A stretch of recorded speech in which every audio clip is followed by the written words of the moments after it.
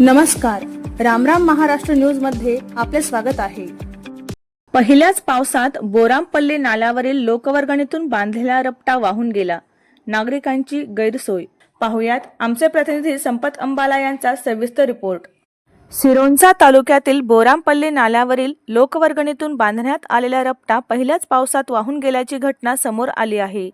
गावातील नागरिकांनी स्वतःच्या आर्थिक योगदानातून व श्रमदानातून हा रपटा बांधला होता।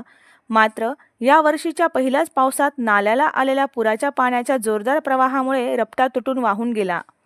रपटा वाहून गेल्यामुळे बोरामपल्ली तसेच परिसरातील गावांचा संपर्क तात्पुरता खंडित झाला असून वाहतुकीस मोठा अडथळा निर्माण झाला आहे।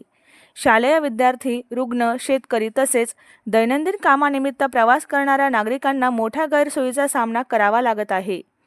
लोकवर्गणीतून उभारण्यात आलेले हे बांधकाम वाहून गेल्यामुळे ग्रामस्थांचे नाराजीचे वातावरण असून प्रशासनाने तातडीने या ठिकाणी पाहणी करून कायमस्वरूपी व मजबूत रपटा अथवा पुलाचे बांधकाम करावे अशी मागणी नागरिकांकडून करण्यात येत आहे।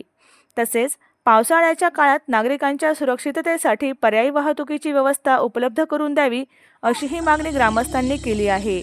या संदर्भात सिरोंचा तालुका भाकपाचे कार्यकर्ते रवी बारसांगडी यांनी प्रशासनाकडे तातडीने दखल घेऊन कायमस्वरूपी उपाययोजना करण्याची मागणी केली आहे। अशाच नवनवीन बातम्या पाहण्यासाठी आमच्या चॅनलला सबस्क्राइब करा। फेसबुक आणि इंस्टाग्राम पेजला फॉलो करा।